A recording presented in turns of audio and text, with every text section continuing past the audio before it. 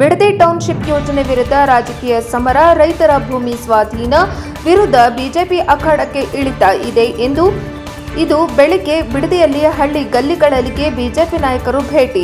ರಾಜ್ಯಾಧ್ಯಕ್ಷರಾದ ಶ್ರೀ ವಿಜಯೇಂದ್ರ ರಾಘವೇಂದ್ರ, ಯಡಿಯೂರಪ್ಪ, ಪ್ರತಿಪಕ್ಷ ನಾಯಕರಾದ ಶ್ರೀ ಆರ್ ಅಶೋಕ್, ವಿಧಾನಸಭಾ ಪರಿಷತ್ ವಿಪಕ್ಷ ನಾಯಕರಾದ ಶ್ರೀ ಛಲವಾದಿ ನಾರಾಯಣಸ್ವಾಮಿ ಅವರ ನೇತೃತ್ವದ ನಿಯೋಗವು ಇದು ಬಿಡದಿ ಬಳಿ ಟೌನ್ಶಿಪ್ ನಿರ್ಮಾಣ ಯೋಜನೆ ವಿರೋಧಿಸಿ ರೈತರ ಹೋರಾಟ ನಡೆಯುತ್ತಿರುವ ಹಿನ್ನೆಲೆಯಲ್ಲಿ ಬಿಡದಿಯ ಕೆಂಪಯ್ಯನಪಾಳ್ಯ, ಅರಳುಸಂದ್ರ, ಹೊಸೂರು, ಬನ್ನಿಗಿರಿ ಗ್ರಾಮಕ್ಕೆ ನಿಯೋಗದಲ್ಲಿ ಮಾಜಿ ಉಪಮುಖ್ಯಮಂತ್ರಿಗಳಾದ ಡಾಕ್ಟರ್ ಎಸ್.ಸಿ.ಎನ್. ಅಶ್ವತ್ಥನಾರಾಯಣ, ವಿಧಾನ ಪರಿಷತ್ ವಿಪಕ್ಷ ಮುಖ್ಯ ಸಚೇತಕರಾದ ಸಿಎಂ ರವಿಕುಮಾರ್, ಸಂಸದರಾದ ಡಾಕ್ಟರ್ ಸಿ.ಎನ್. ಮಂಜುನಾಥ್, ರಾಮನಗರ ಜಿಲ್ಲಾಧ್ಯಕ್ಷರಾದ ಶ್ರೀ ಆನಂದಸ್ವಾಮಿ, ಬೆಂಗಳೂರು ದಕ್ಷಿಣ ಜಿಲ್ಲಾ ರೈತರ ಮೋರ್ಚಾ ಅಧ್ಯಕ್ಷ ಶ್ರೀ ಜಗನ್ನಾಥ್ ಮತ್ತು ಪಕ್ಷದ ಮುಖಂಡರು ಉಪಸ್ಥಿತರಿದ್ದರು. ವರದಿ ವೇದಮೂರ್ತಿ ಎನ್ಕೆಎಸ್ ಟಿವಿ 4 ಬೆಂಗಳೂರು.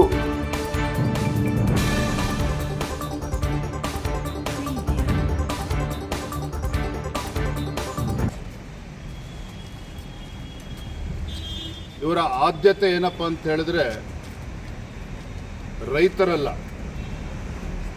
ಮುಖ್ಯಮಂತ್ರಿಗಳಿಗೆ, ಕಾಂಗ್ರೆಸ್ ಸರ್ಕಾರಕ್ಕೆ ಆದ್ಯತೆ ರಾಜ್ಯದಲ್ಲಿ ಬಡವರಿಗೆ ಮನೆ ಕಟ್ಟಿಕೊಡ್ತಕ್ಕಂಥದ್ದಲ್ಲ. ಈ ಸರ್ಕಾರದ ಆದ್ಯತೆ ರಿಯಲ್ ಎಸ್ಟೇಟ್ ಅನ್ನೋದನ್ನು ಮಾನ್ಯ ಮುಖ್ಯಮಂತ್ರಿಗಳು ಅಧಿಕಾರ ವಹಿಸಿಕೊಂಡಂಥ 24 ಗಂಟೆಗಳಲ್ಲಿ ತೋರಿಸ್ಕೊಟ್ಟಿದ್ದಾರೆ. ಬಿಡದಿನಲ್ಲಿ ಟೌನ್ಶಿಪ್ಪನ್ನು ಮಾಡ್ತೇವೆ ಅಂಥೇಳಿ ರೈತರ ಮೇಲೆ ಬಲಾತ್ಕಾರದಿಂದ ಅಕ್ರಮವಾಗಿ ಜಮೀನನ್ನು ಕಸಿದುಕೊಳ್ಳೋದಕ್ಕೇನು ರಾಜ್ಯ ಸರ್ಕಾರ ಮುಂದಾಗಿದೆ. ಇದನ್ನು ಭಾರತೀಯ ಜನತಾ ಪಾರ್ಟಿ ನಾವು ಖಂಡಿಸ್ತೇವೆ, ವಿರೋಧಿಸ್ತೇವೆ. ರಾಜ್ಯ ಸರ್ಕಾರ ಯಾವತ್ತೂ ಕೂಡ ರೈತರ ನೆರವಿಗೆ ಬರಬೇಕಾಗಿರ್ತಕ್ಕಂಥದ್ದು ಅದರ ಆದ್ಯ ಕರ್ತವ್ಯ ಆಗಬೇಕಾಗಿತ್ತು. ಆದರೆ ದುರಾದೃಷ್ಟ ಅಂತ ಹೇಳಿದ್ರೆ ಮಾನ್ಯ ಮುಖ್ಯಮಂತ್ರಿಗಳಿಗೆ ಬೆಂಗಳೂರಿನ ರಿಯಲ್ ಎಸ್ಟೇಟೇ ಒಂದು ಆದ್ಯತೆ ಆಗಿರ್ತಕ್ಕಂಥದ್ದು. ಹಾಗಾಗಿ ಭಾರತೀಯ ಜನತಾ ಪಾರ್ಟಿ ನಾವು ಮಾನ್ಯ ಮುಖ್ಯಮಂತ್ರಿಗಳಿಗೆ ಒತ್ತಾಯ ಮಾಡ್ತೇನೆ, ಆಗ್ರಹಪಡಿಸ್ತೇನೆ, ಬಂಡತನವನ್ನು ಬಿಟ್ಟು ರೈತರ ಸಮಸ್ಯೆಗಳನ್ನು ಆಲಿಸಬೇಕು. ರೈತರನ್ನು ಒಕ್ಕಲೆಬ್ಬಿಸ್ತಕ್ಕಂಥ ಕೆಲಸವನ್ನು ಕಾಂಗ್ರೆಸ್ ಸರ್ಕಾರ ಮಾಡಬಾರ್ದು. ಏನು ಲ್ಯಾಂಡ್ ಅಕ್ವಿಸಿಷನ್ ಮಾಡೋದಕ್ಕೆ ಹೊರಟಿದ್ದಾರೆ ಕಾಂಗ್ರೆಸ್ ಸರ್ಕಾರ, ಅದನ್ನು ತತ್ಕ್ಷಣ ಕೈ ಬಿಡಬೇಕು ಅಂಥೇಳಿ ನಾನು ಈ ಸಂದರ್ಭದಲ್ಲಿ ಆಗ್ರಹವನ್ನು ಪಡಿಸ್ತಾ ಇದ್ದೇನೆ. ಸರ್, ನಿಮಗೆ ಪೋಸ್ಟರ್ ಸ್ವಾಗತ ಮಾಡ್ತಾ ಇದ್ದಾರೆ ಸರ್. ಇವರೆಲ್ಲ ಒಂದು ಕಡೆ ನಮ್ಮನ್ನು ಕಾಂಗ್ರೆಸ್ ಪಕ್ಷದ ಶಾಸಕರು ಅಂತೇಳಿ ಮುಖ್ಯಮಂತ್ರಿಗಳು ಭಾವಿಸಿದಂತೆ ಕಾಣ್ತಾ ಇದೆ. ನನ್ನ ವಿರುದ್ಧ, ಭಾರತೀಯ ಜನತಾ ಪಾರ್ಟಿ ನಾಯಕರುಗಳ ವಿರುದ್ಧ, ವಿಪಕ್ಷ ನಾಯಕರ ವಿರುದ್ಧ ಪೋಸ್ಟರ್ ಆಂದೋಲನ ಶುರು ಮಾಡಿದ್ದಾರೆ. ಬೆದರಿಕೊಳ್ತಕ್ಕಂಥ ಪ್ರಶ್ನೆ ಇಲ್ಲ. ನಿಮ್ಮ ಗೊಡ್ಡು ಬೆದರಿಕೆಗೆ ಹೆದರಿಕೊಳ್ತಕ್ಕಂಥದಕ್ಕೆ ನಾವೇನು ಕಾಂಗ್ರೆಸ್ಸಿನ ಶಾಸಕರು ಕೂಡ ಅಲ್ಲ. ಈ ನಾಡಿನ ರೈತರ ಪರವಾಗಿ ನಿಲ್ಲಬೇಕಾಗಿರ್ತಕ್ಕಂಥ ಕರ್ತವ್ಯ ನಮ್ಮದಿದೆ. ರೈತರ ಧ್ವನಿಯಾಗಿ ಹೋರಾಟ ಮಾಡಬೇಕಾಗಿರ್ತಕ್ಕಂಥ ಜವಾಬ್ದಾರಿಯೂ ಕೂಡ ವಿರೋಧ ಪಕ್ಷದ ಮೇಲಿದೆ. ಅದನ್ನು ನಾವು ಮಾಡ್ತಾ ಇದ್ದೇವೆ. ವೃದ್ಧಾಪ್ಯ ವೇತನ, ಪಿಂಚಣಿ ಎಲ್ಲವನ್ನ ಕೂಡ ಬಂದ್ ಮಾಡೋದಕ್ಕೆ 16 ಲಕ್ಷ ಜನ ಇದ್ದಾರೆ. 400 ಕೋಟಿ ರೂಪಾಯಿ ಅದರಿಂದ ಹೊರೆ ಆಗ್ತದೆ ಅಂತ ಹೇಳಿ ಕೈ ಬಿಡುವಂಥ ಪ್ರಕ್ರಿಯೆ ಆಗಿದೆ. ನೋಡಿ, ಅದಕ್ಕಿಂತ ಮುಂಚಿತವಾಗಿ ಮೊನ್ನೆ ದಿನ ಗ್ಯಾರಂಟಿ ಅನುಷ್ಠಾನದ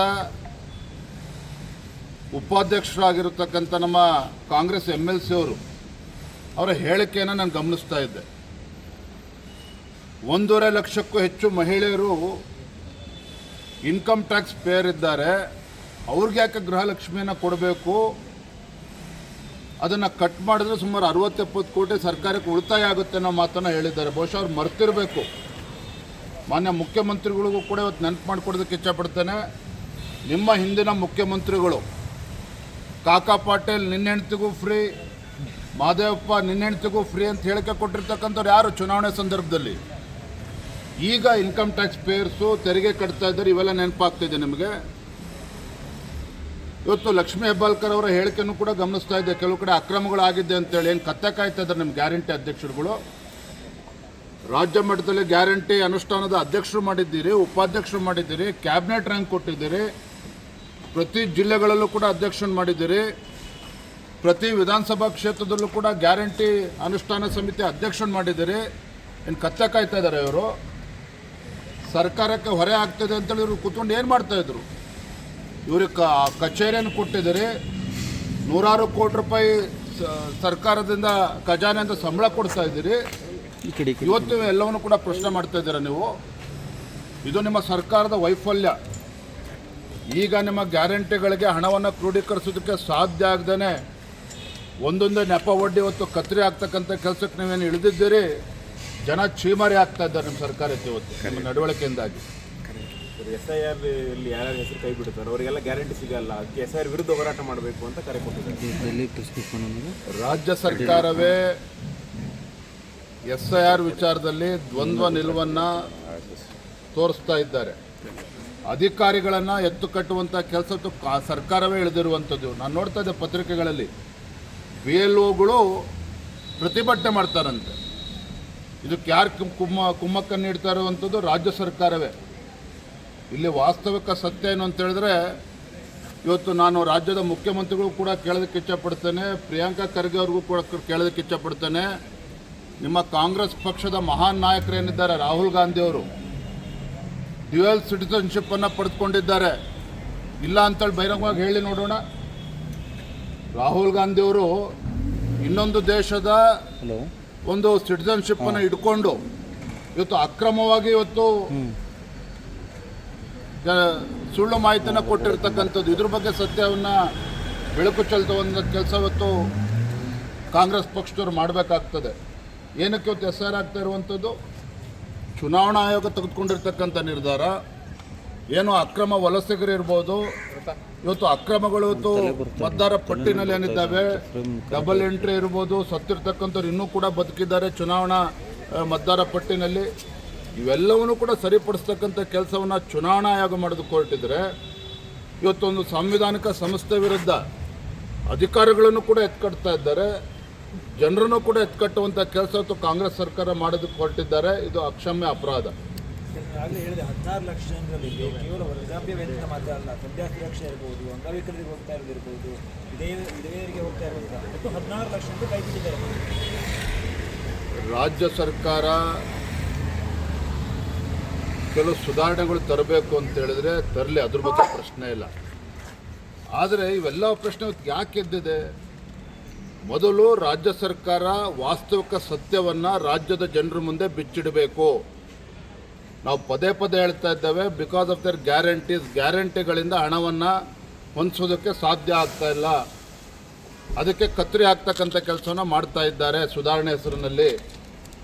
ನಾನು ರಾಜ್ಯದ ಮುಖ್ಯಮಂತ್ರಿ ಕೇಳೋದಕ್ಕೆ ಇಚ್ಛಪಡ್ತೇನೆ, ಕಳೆದ 3 ವರ್ಷದಲ್ಲಂತೂ ನಿಮ್ಮ ಯೋಗ್ಯತೆಗೆ, ನಿಮ್ಮ ಕಾಂಗ್ರೆಸ್ ಸರ್ಕಾರದ ಯೋಗ್ಯತೆಗೆ ಬಡವರಿಗೆ ಮನೆ ಕೊಟ್ಟೋದಕ್ಕೆ ಆಗಲಿಲ್ಲ, ಸೂರ್ಯ ಇಲ್ಲದವ್ರಿಗೆ ಮನೆ ಕೊಡೋದಕ್ಕೆ ಸಾಧ್ಯ ಆಗಲಿಲ್ಲ, ರೈತರ ಸಂಕಷ್ಟಕ್ಕೆ ಸ್ಪಂದನೆ ಮಾಡೋದಕ್ಕೆ ಸಾಧ್ಯ ಆಗಲಿಲ್ಲ. ಒಂದು ಗಂಗಾ ಕಲ್ಯಾಣ ಯೋಜನೆ ಹಿಂದೆ BJP ಸರ್ಕಾರದಲ್ಲಿ ಅಕ್ರಮ ಆಗಿದೆ ಅಂತ ಹೇಳಿಕೊಂಡು ತನಿಖೆ ಮಾಡ್ತಾ ಇದ್ದೇವೆ ಅಂತೇಳಿ ಏನು ಪ್ರೋತ್ಸಾಹನ ಕೊಡ್ತಾ ಇದ್ರು ಹಿಂದೆ ಯಡಿಯೂರಪ್ಪನವ್ರ ಸರ್ಕಾರ, BJP ಸರ್ಕಾರ.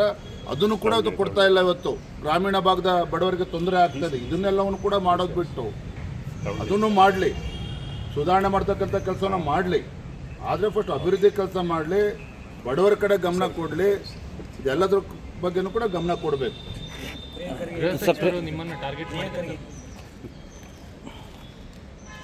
ಪ್ರಿಯಾಂಕಾ ಖರ್ಗೆ ಅವರ ಹೇಳಿಕೆಗೆ, ಅವರ ಚಪಲಕ್ಕೆ ದಿನನಿತ್ಯ ನಾವು ಉತ್ತರ ಕೊಡೋದಕ್ಕೆ ಸಾಧ್ಯ ಇಲ್ಲ. ಆದರೆ ಇವತ್ತು ಒಂದು ಮಾತು ಹೇಳ್ತೇನೆ, ಪ್ರಿಯಾಂಕಾ ಖರ್ಗೆ ಅವರು ಮಾತನಾಡ್ತಕ್ಕಂಥ ದಾಟಿಯನ್ನು ನೋಡಿದ್ರೆ ಅವರು ದೇಶದ ಗೃಹ ಸಚಿವರು ಅನ್ನುವ ಭಾವನೆಯಿಂದ ಮಾತನಾಡಿದಂತೆ ಕಾಣ್ತಾ ಇದೆ. ಹಾಗಾಗಿ ಅವ್ರು ನೆನಪು ಮಾಡಿಕೊಡ್ತೇನೆ, ನೀವು ರಾಜ್ಯದ ಗೃಹ ಸಚಿವರು. ರಾಷ್ಟ್ರೀಯ ಸ್ವಯಂ ಸೇವಕ ಸಂಘದ ಬಗ್ಗೆ ಇವತ್ತಲ್ಲ ನೀವು ಎತ್ತಿರ್ತಕ್ಕಂಥ ಪ್ರಶ್ನೆ, ನೀವು ಗೃಹ ಸಚಿವರು ಆಗುವ ಮುಂಚಿತವಾಗಿ ಕೂಡ ಪ್ರಶ್ನೆ ಎತ್ತಿದ್ದೀರಿ. ನಿಮ್ಮ ಆದ್ಯತೆಗಳು ಗೃಹ ಸಚಿವರಾಗಿ ಸಾಕಷ್ಟಿದ್ದಾವೆ. ಇವತ್ತು ರಾಜ್ಯದಲ್ಲೇನು ದೇಶದ್ರೋಹಿಗಳು ಬಂದು ನುಸುಳ್ಕೋರಿದ್ದಾರೆ, ಬಾಂಗ್ಲಾದೇಶರು, ಯಾವ ರೀತಿ ಲವ್ ಜಿಹಾದ್ಗಳಾಗ್ತಾ ಇದ್ದಾವೆ, ಹಿಂದೂಗಳ ಕಾರ್ಯಕರ್ತರ ಹತ್ಯೆ ಆಗ್ತಾ ಇದೆ, ಇದ್ರ ಬಗ್ಗೆ ಫಸ್ಟ್ ಉತ್ತರ ಕೊಡಲಿ, ಅದನ್ನು ಸರಿಪಡಿಸ್ತಕ್ಕಂಥ ಕೆಲಸನ ಮಾಡಲಿ. ಇಷ್ಟು ಮಾತ್ರ ಈ ಸಂದರ್ಭದಲ್ಲಿ ಆಗ್ರಹಪಡಿಸ್ತೇನೆ. Thank you.